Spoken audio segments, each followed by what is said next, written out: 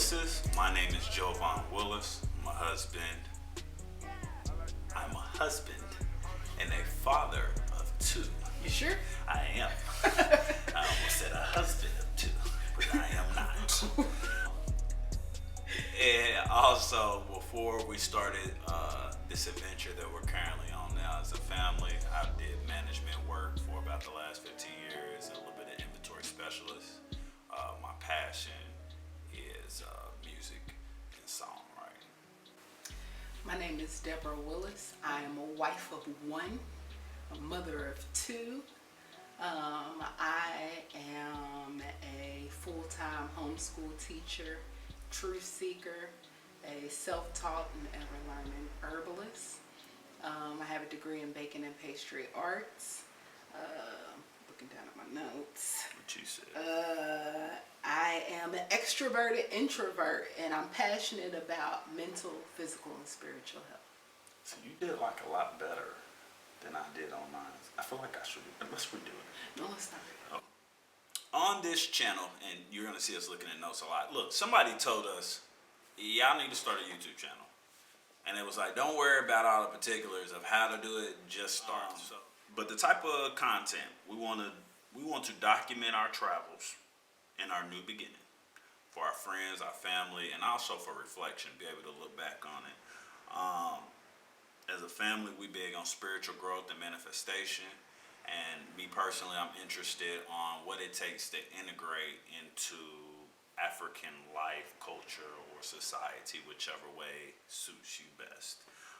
And then also, we want to talk about our travels, like traveling and lodging and experiences, and different things to check out. This is a first-hand perspective of first-generation returnees, and again, just giving some truthful insight on what we've experienced, breaking a lot of the myths that we've been taught. Okay, hold on. All right, go ahead. Let's talk. Return prep. No. Should we cut this? Yeah, we're gonna cut this. I'll cut out this, but Okay. just go ahead. Let's talk return prep. Planning to leave. Let me try. All right. So let's talk. We gotta figure out this. We do. Let's do it together. 1, 2, 3. Let's talk. talk. Oh, that was good. That was good. Okay, go ahead. Okay. 1, 2, 3. Oh, again? Yeah. Oh, okay. 1, 2, 3. Let's talk. Return prep. Planning to leave. We've been trying to figure this out. I'm sorry again. Anyway, I would say first thing on planning to leave, I pray that you're in tune with the Most High. I pray that you are in tune with the Most High.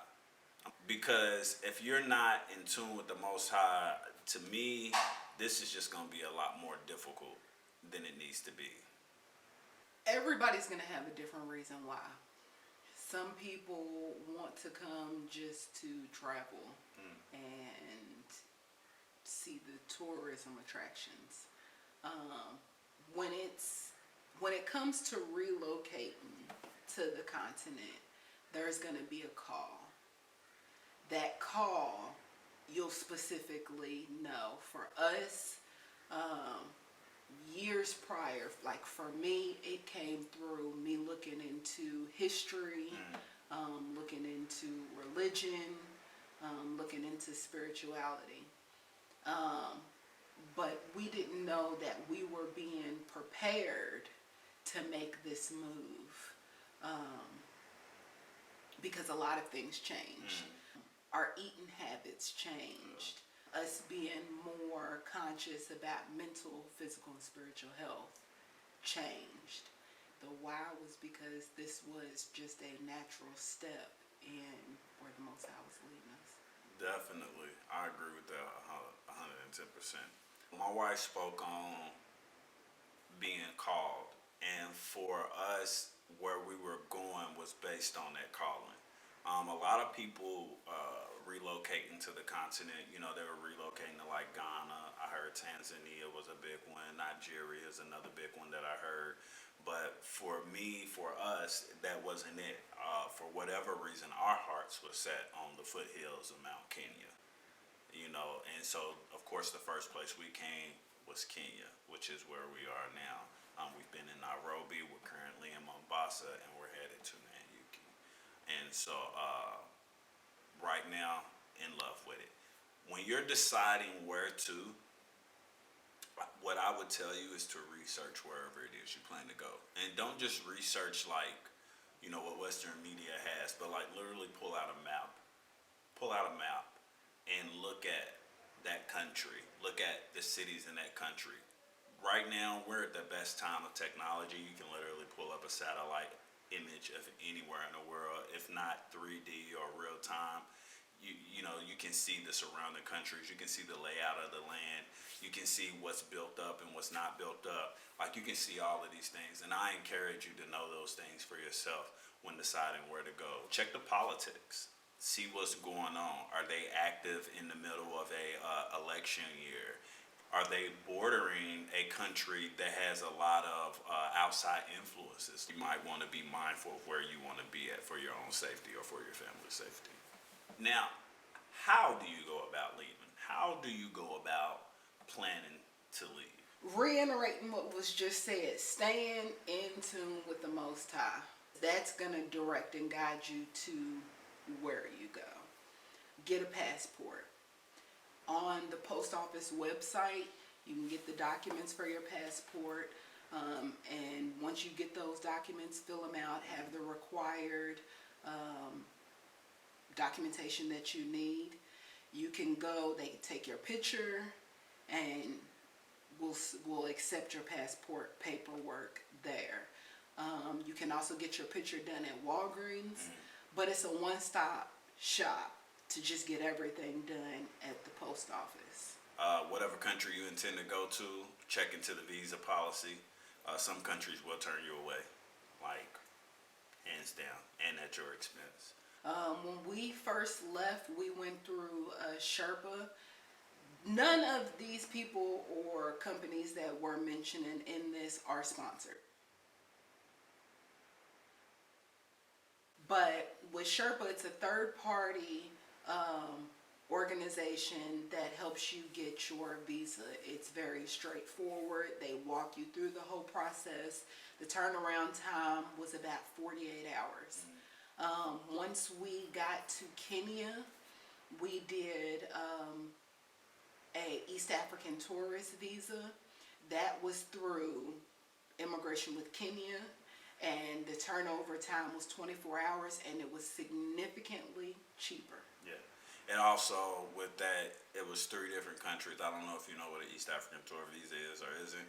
That is a visa for Uganda, that is a visa for Rwanda, and it is a visa for Kenya. The reason I plugged that one is because it's a multi-entry, where the first visa we got was a single entry into Kenya, meaning if we left Kenya, we would have to apply for another visa in order to re-enter Kenya.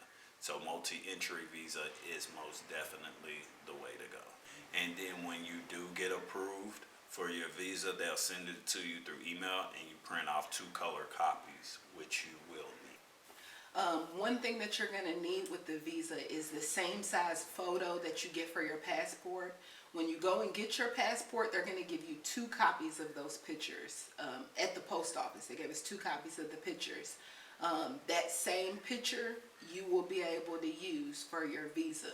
So make sure that you keep that picture, because it's going to come in handy for your visa. We'll also leave the link to the Kenya Visa office if anybody is planning, immigration office if anybody is planning.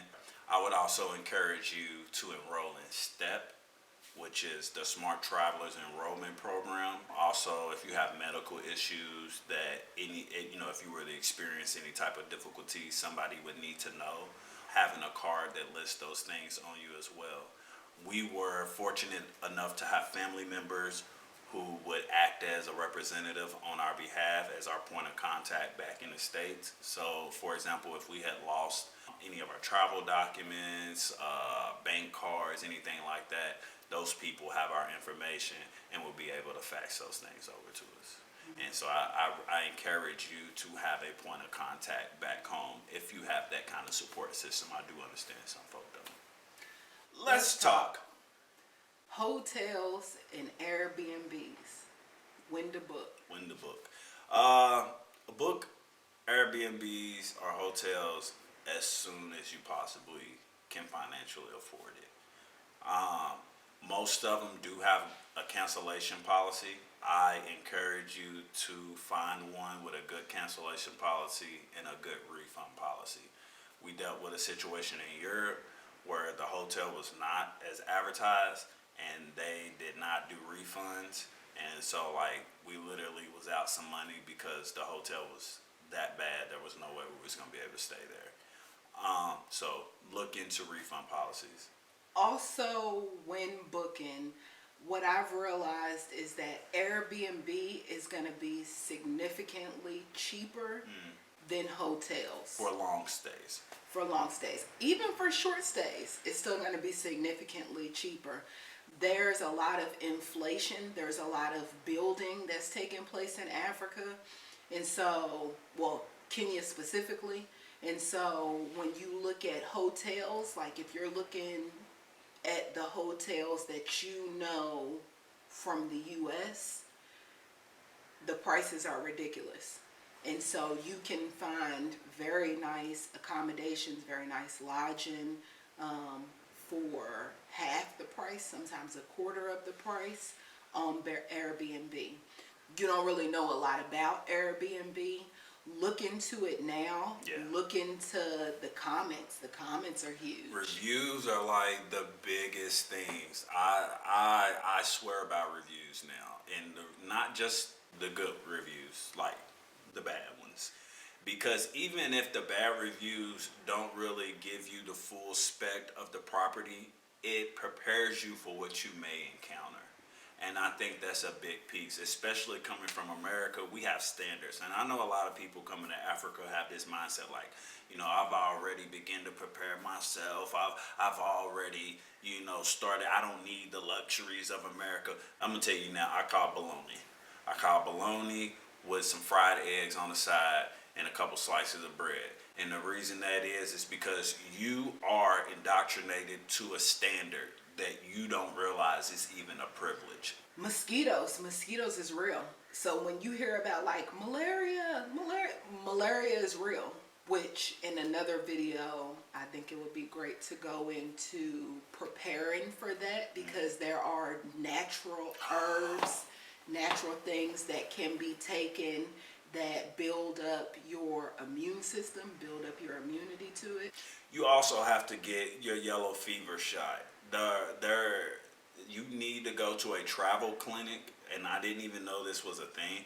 You need to go to a travel clinic and you have to get a yellow fever shot before leaving the States and coming into Africa. And they have malaria pills as well, but like my wife was explaining, there are natural herbs and things that you can take that remedy that as well. If you're going to be doing long-term stays, are you going to wash your clothes by hand? Is there a washer or a dryer? Laundromats I've seen where you can go and wash your own clothes is not common. And so all of these things you have to keep in mind when looking for where you want to stay. Yeah. When you pack your luggage, I tell everybody, pack light. Like for us, we relocated our lives for this venture that we're on. So there were some things we had to take that did put us over the weight limit, and especially leaving America, we paid for it. A lot of other airlines were a little more accommodating, like they didn't really press us about it, but America pressed us about it. Booking. When to book. Mama, ain't careful of the you speak, you lead, you keep, make sure that you believe in yours. Lean in the most high for your